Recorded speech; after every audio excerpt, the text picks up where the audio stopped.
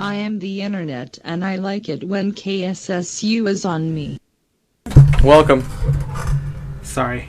Yeah, you should have. Okay. Readjust my mic there. Matt and Tex Show. Live on KSSU.com. I'm Tex. I am Matt.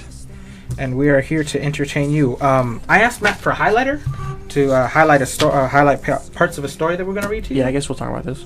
Yes, we're going to talk about this later today. And one end was the pink highlighter. I was like, cool, but I saw another end and it was white. I'm like, is this whiteout? And he says, no, this is anti-highlighter. And I'm like, I don't know what that means. So I went over it. I didn't know they have erasers for highlighters now. So I just wrote my name and then I wrote 3 streaks through it and it's gone. I didn't know there were erasers for highlighters. So I'm actually tripping out. It actually looks pretty good. Yeah. He wrote his name in terrible cursive that no one can read. Is actually. Oh, what does that say? My name. You knew it was my name. And you read it, right? I understood that. There was an A. I saw a sort of N, a T, and a Y, and I assumed you would only write your name. And then he used the whiteout or the anti-eraser or anti-highlighter, and from afar it looks pretty good. Mm-hmm. Today on the show we'll talk about an amazing soon-to-happen moment for all mankind, especially, I don't know. We'll talk about a pretty cool space and aeronautics. Mm-hmm. Which, it gained more relevance since it hasn't happened yet. It was going to happen yesterday, but it didn't, so... We'll talk about that. We will. We'll talk about an upcoming show that Tex and I both adore, I guess. I don't think that was the right word. Tex would marry it if he could. No. We'll talk about The Walking Dead. Yes. And the new season coming up. We'll talk about nothing more. Actually, last week, we went to that comedy show, right? We did. We went to that comedy show we talked about last week. Just a San Francisco comedy competition. Had some comics there. Happens every year. Yep. We went there free, hung out, laughed it up. Sometimes didn't laugh it up. Sometimes not. All around. I would say it was actually funnier last year. I didn't think funnier last year? Yeah. No. So this time was funnier than the year before. Oh, okay. That's what I think. Yeah. It was great. I liked it, but I think individually the comics were worse than they were last year because the first person that went on, we know you guys didn't see it, but the first person that went on, it was consistent funny. He was really good. He was really good. I really liked him. And he's the one who won the competition. He was hilarious. The second, I think it was the second guy. Was the second guy the one with the weird beard? Or was that the one with the clean shirt? I don't remember who was second. But there was a guy with the beard, and he told nothing but sexual jokes, which are fine, but only a little bit. And if you do it the right way, but the way he did it... For me, they're just uncomfortable. Was, yes. Well, mainly because there was a family in front of us where there was the mom and 2 young kids, and I didn't notice. I noticed that. I was uncomfortable for everyone. Was that the lady who kept looking back at us? Yeah, Michelle Obama. Michelle Obama. What? Yeah, honestly, she looked very. But she kept looking back at us, and I was like, "Why are you looking at us?" I don't know. Alex was saying things, and everybody else. But yeah, what I didn't like about the guy who told too many sexual jokes is, first of all, they weren't funny, and a lot of them were very offensive. Not offensive, but like uncomfortable. And he was like, you guys aren't laughing. I know all the men. I don't care. He just kept saying, I don't care, and I'm like, then why are you doing this? And he's like, all the men do want to laugh, but they won't. I said, no, we don't. If something's funny, I don't care what it is. I'll laugh at it. Yeah. And so yeah, he was bad. The funniest night for me, my stomach hurt so much at the last comic, and it was both hilarious and very, very uncomfortable. Yeah, that guy was very strange. First of all, I liked him. Well, okay. At first, I didn't like him because he came out and he had a very, very loud voice. Yeah. The mics lasted it. And then I looked at his shirt, red Millennium Falcon shirt. I know. This guy. At the end of the day, I was like, I'm so embarrassed. I know. For every Star Wars fan out here now. I thought he was going to say something about it, but he didn't. But the last joke he did, and it was huge risk, huge payoff. I don't remember it. Was it the last? Say it. Okay. Well, the first thing when he came up, he brought a chair on stage with him. and then he just put it in the back. Oh God, this is stupid. I hate this. Go. You hate? I didn't like it at all. It's stupid. He brought a chair on stage and he put it in the back. He didn't use it to sit on. He brought it as a prop. And I'm like, okay, he's gonna do something with it. And he went through most of his routine, and in the last few minutes, he set it up and saying, "I need a female volunteer from the audience." And anytime I see a comic ask for volunteer participation, I get nervous for like the person, what they're gonna do. Yeah. You don't know how that person is going to react. Yep. And especially because of the jokes and the ideas and just the strangeness of this guy. Yeah. Who would ever volunteer to go up on stage with this man? Huge belly. Very big belly. An awkward and strange laugh. Yeah, he laughed at his own jokes. Yeah, like, quite a bit. Like he thought they were hilarious. Like, he almost seemed under the influence of some sort of illegal drug. I heard that, but I didn't see it. But okay. I'm not good at spotting that. So, the last joke, he said, "I need a female volunteer," and he went back and he got the chair, and it was one of those cheap metal fold-out chairs. Yep. And finally, a girl went up. She sat there, and he set it up. He says, "We're on a subway. This is why you should never sit under a subway." Map. Under a map. There's a map. Yeah. Yes. Yep. And he tells the girl, he's like, "You have no lines in this. You just have to sit there." And he says, "I'm a French foreigner here." And he starts talking like a French guy. And he's pointing. His body is to the audience, and his like armpits to the girl. And the joke is French people are smelly, so like that's so awkward. His armpits right in front of her face. But then he moves in front of her, and her face is now right like on his stomach. Yep. And she's avoiding laughing. it. Yeah, she's laughing, but she's also moving her head away. Yep. And you didn't like that? You didn't like that. I didn't like it either, but I did think it was hilarious. To me, it was predictable. I knew it right when he got the chair and she sat there. I was like, okay, he's gonna sandwich her between him and the chair. And I didn't know. I figured that would happen, and I figured I was empathetic for the girl, so it wasn't that funny to me. It was very awkward. Mm-hmm. And I thought that's as far as he's going to go. He's going to rub his stomach up. But he actually put his feet up on the chair. Yeah. And his crotch was right in her face. Yeah. And I thought it was funny, but again, he just upped the ante so much after that. It was gross. It was. It was funny, and again, he gave control to the girl. If she like pushed him or ran off the stage, that his joke would have been done. But that didn't happen. I don't know. Maybe it was staged. I don't think so. No. But big risk, and people liked it. My favorite joke was from the host of the show. There, it was a past guy that was part of this competition, and the host always tells a couple jokes. Yep, he tells the jokes in the beginning, and then he tells the jokes at the end when the judges are counting their scores or whatever.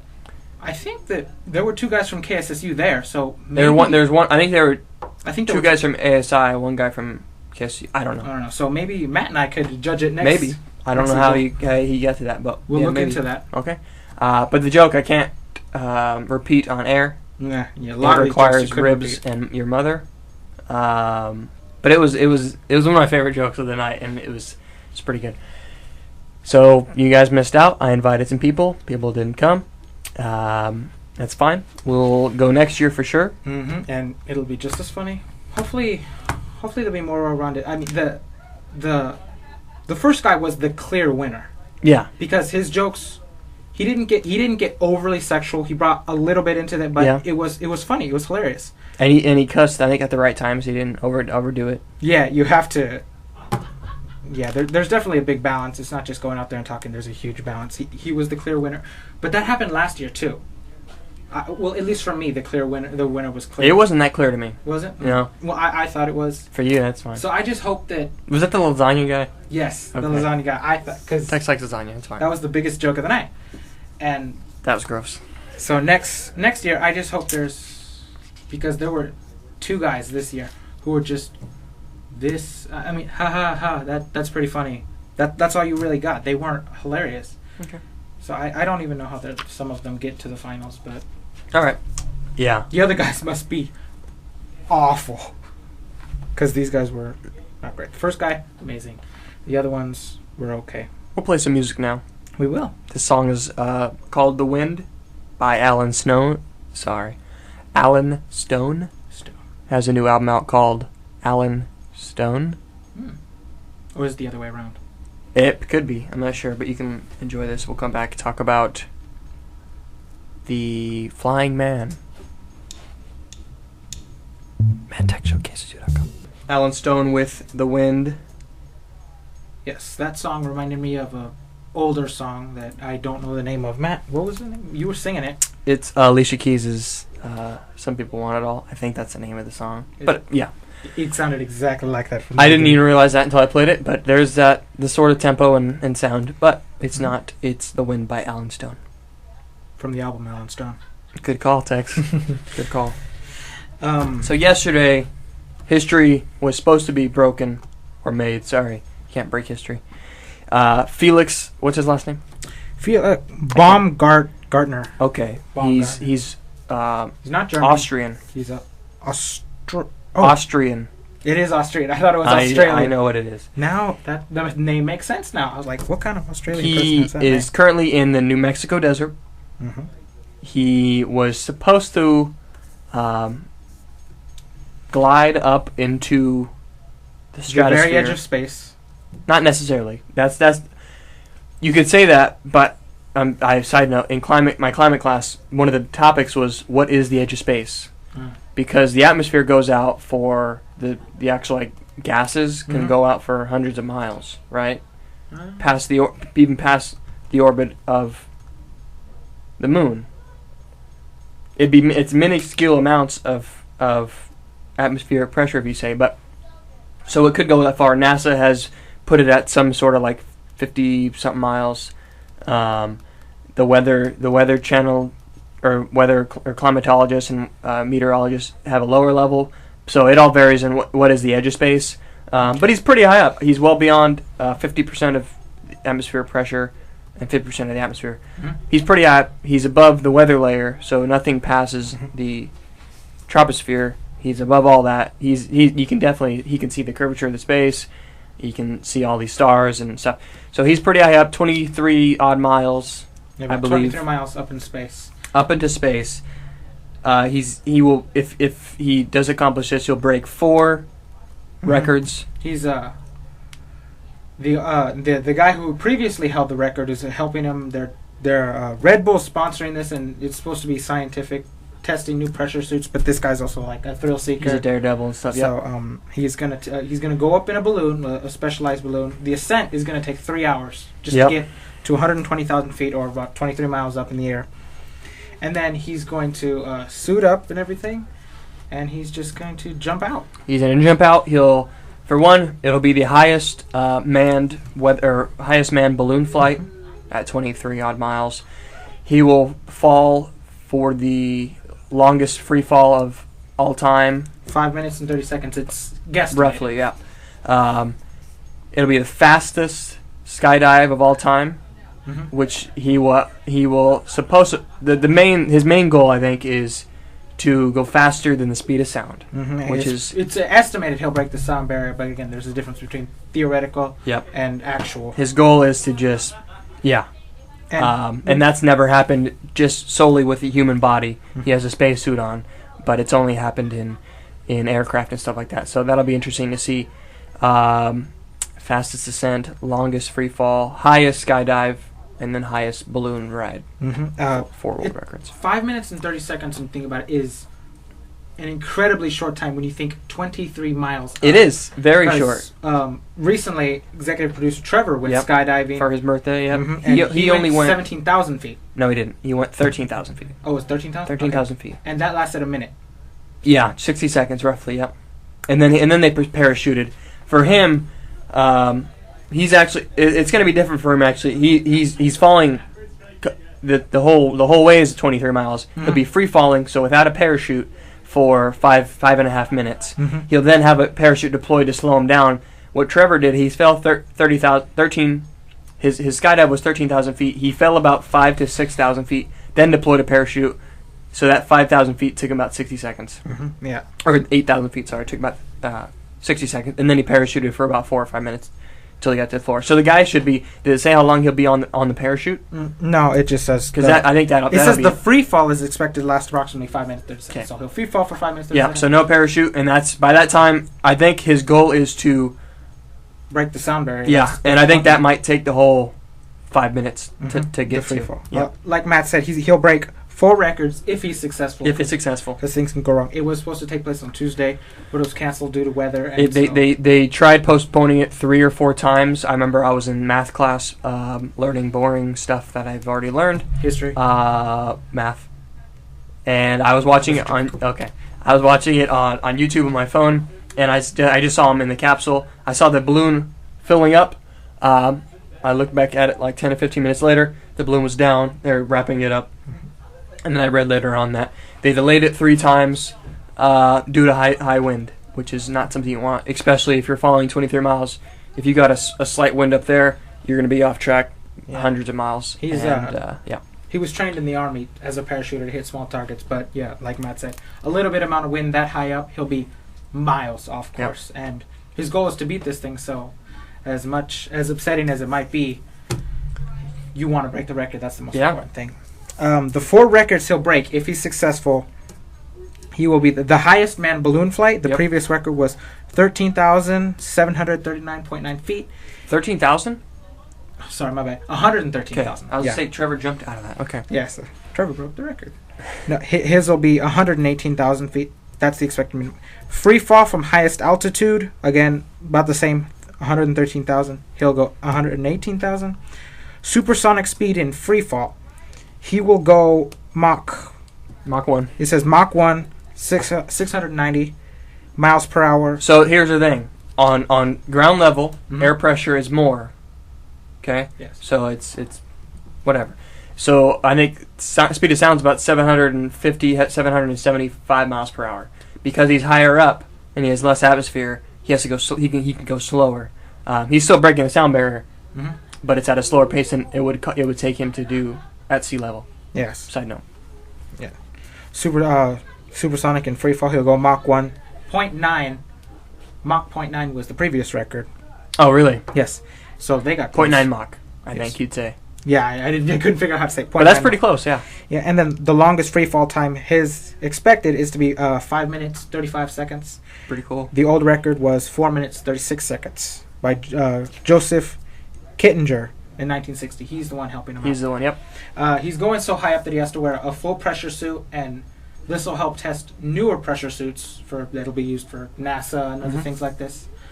And if he gets a rupture in that suit, that'll be pretty bad. Now, you'll see in the movies and things what'll happen if you get a rupture on your pressure suit or you release it in the pressure suit. Matt, do you know what would happen? I think I read... Let's assume in space. I read one of those articles on Gizmodo or something. You did. Where you can last a certain amount of time. What would happen first, I think, would be like your eyes... because your internal body pressure is different than the vacuum of space, your eyes would actually want to expel out of your skull. Really? That's not what I read on. Oh, really? No, because the misconception is that a couple things I've seen it in multiple movies. Guy takes off his helmet, boom, he's frozen. Right. That would not happen because there's no molecules in space, no nothing. Heat has nowhere to leave your body. Right. Another one is your blood will instantly boil. Which will happen, not instantly, but it will happen slowly. Yes. And as I was reading, I read 2 different articles, and they've quote unquote tested this because of certain accidents that have happened. One guy was in a test chamber and his suit lost pressure. Yeah, it's not like people go out and throw people in a vacuum to see what happens. No. It's like they're doing other tests, and then all of a sudden something fails, and they get some knowledge from that. But you do have to wonder, the guy inside definitely doesn't want this, but the guys are outside like, ooh, we're scientists. Where's the notepad? Yes, let's just, he'll be fine. So his suit ruptured in a test chamber. His suit ruptured, and he lost consciousness in 15 seconds. Now, what I thought, and see, I don't know too much about pressure and surviving, is that there's no air in space, you can't breathe, hold your breath. That's the wrong thing to do. Well, what I read on Gizmodo was you do need to hold your breath because there's no oxygen out there. But what's different is your lungs. Pretend your lungs are a balloon, right? And then they basically are. We'll say the atmosphere right now is is 0. Okay, so the balloon has no air pushing on it anymore. Mm-hmm. So the balloon wants to expand. So your lungs could blow up. Explosive decompression is what they call it. But what I read on Gizmodo was, as soon as you get into this vacuum, they want you to breathe in as much as you can. I read the opposite. I heard out. Oh, maybe it's anyways because you want less air in your lungs so that they can't explode. I thought they wanted you to breathe in or out, or I think maybe it is expel the air because it'll lower the pressure. Yeah, okay, yeah, you're right. If you breathe in and have more air, there's more air to expand. Yep. Thus a bigger chance of your lungs exploding. Either way, yeah. It's just letting the air out of your balloon. So I'm breathing out. Yes. But the man who had a suit rupture before he lost consciousness said he felt the water on his tongue evaporate. Boil. Yep. Yeah, evaporate, and then the water in your eyes will too. But your skin actually isn't. You will expand, but not like a balloon. How you think? Just I got stung by a bee and I balloon up. You'll actually get. Muscular. Your body will basically retain its shape. You'll just be like half bigger than you are. So your skin is strong enough to hold everything in, and you'll lose consciousness. Yeah, you'll lose consciousness. I heard the whole eye thing. Your eyes will they won't explode out of your face, but they'll pop out of your socket. So what Gizmodo said was to shut your eyes as tight as you can. That way your eyes will stay in your skull. But then after a while, your body will match the pressure of the vacuum, which is nothing.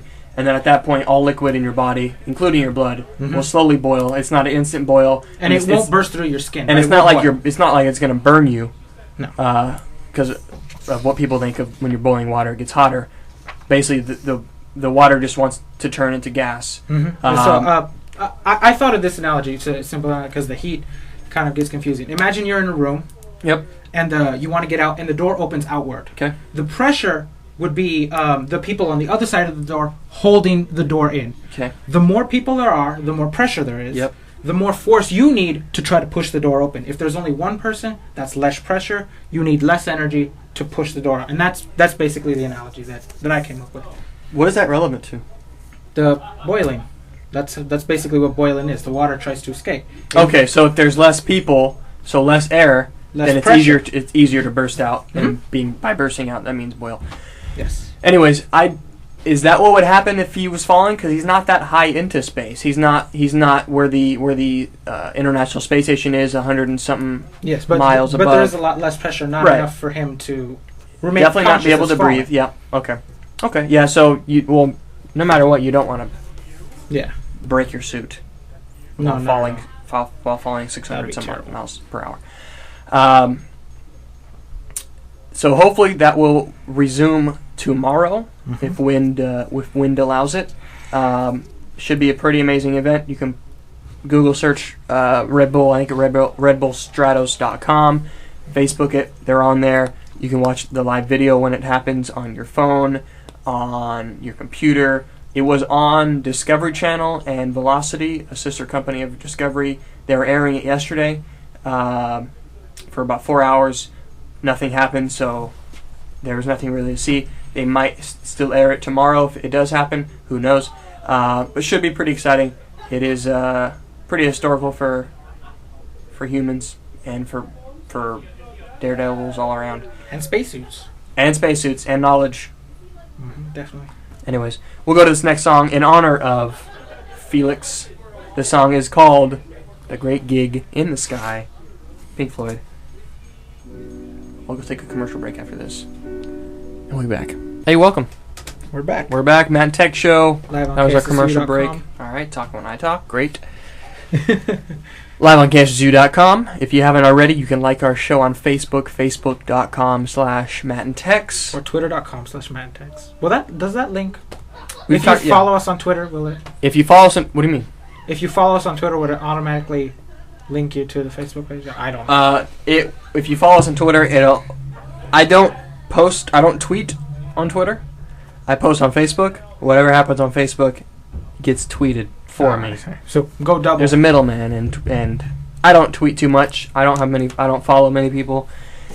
Do you have a personal Twitter page though? that was it, and then I transformed it to the Matt and Tex once we started this shindig. I have one, but I never ever use it. We've gotten tweeted back by some celebs. Have we now? Not big time celebs, but like Celebs nonetheless. Like us. Like us. Matt and Tex Show. People stopping me all the time. Like smaller bands that I've played on here. A girl that was on ESPN, but not that I know. I don't watch the show. I just knew she was on a show I used to watch. She got rid of that show, and then she was on a show on ESPN or whatever. Anyways, she's pretty cute. She tweeted me back. Pretty excited. Twitter flirting. Yeah, right? Anyways. We've been going over the fall TV shows that are coming out. We've gone through most of them. All the fall shows that basically began, except for a few. Mm-hmm. Quick note: Last Resort passes the second episode test. Tex says with flying colors. There we go. Grade A show. Have you seen the second episode of that? I did see that show. Mm-hmm. The second episode, pretty interesting. New dynamics opened up. Some ground warfare. Some death. Mm-hmm. Finally, we get some death. Some one-on-one death. They kept it suspenseful. They went through the backstories and stuff. Still hate that one girl though. Which one? The one that the NATO girl. No. Oh, the red dress, the one that has the sub stuff? Yeah. Sub technology? I still don't like her. Okay. She's annoying. But if you haven't checked it out, Last Resort, definitely do that. Last I checked, it was the pilot episode was available free on iTunes. You should definitely get that. It might not be there anymore. It's usually on there for 1 week, but still try it out. Let me check. I got it, and it's still a great show. One show that is yet to come out that we are both very excited for is The Walking Dead. The Walking Dead. Yes, this will be the 3rd season of The Walking Dead, and hopefully the best. Hopefully the best. Yeah, hopefully they just get better. They recently put the second. My family and I have been getting the discs for the second season on through Netflix, and we finally finished them. And then a week or two later, they put them all on there for streaming. So we were like, "Wow, that sucks." But still, you watched them. We did. They were excellent. Second season ended great. Wait, so is that the only time you saw the full second season was through Netflix? Yeah, because you didn't watch it last semester or last time it was on because you didn't have. Yeah, I didn't have the AMC. Cable channel. Okay. But what I did was the day after it aired, I went on the website and read the synopsis. And when all my friends were talking about it, I was like, "Oh yeah, that part." I remember that. Yeah. Yeah. Well, okay. I knew what was going on, but I didn't see some of the episodes. So we don't have much time. Give us a quick overview of what some of the ideas or new plot twists or characters or things that are going to happen this next season. What we can expect. Definitely. At the end of the last season, the last scene, the camera lifted up. Rick was talking about there's got to be someplace. And there's a prison. A prison. Damn. That was exciting. And I think I don't get too deep into messages, but I think there's a little bit of irony there.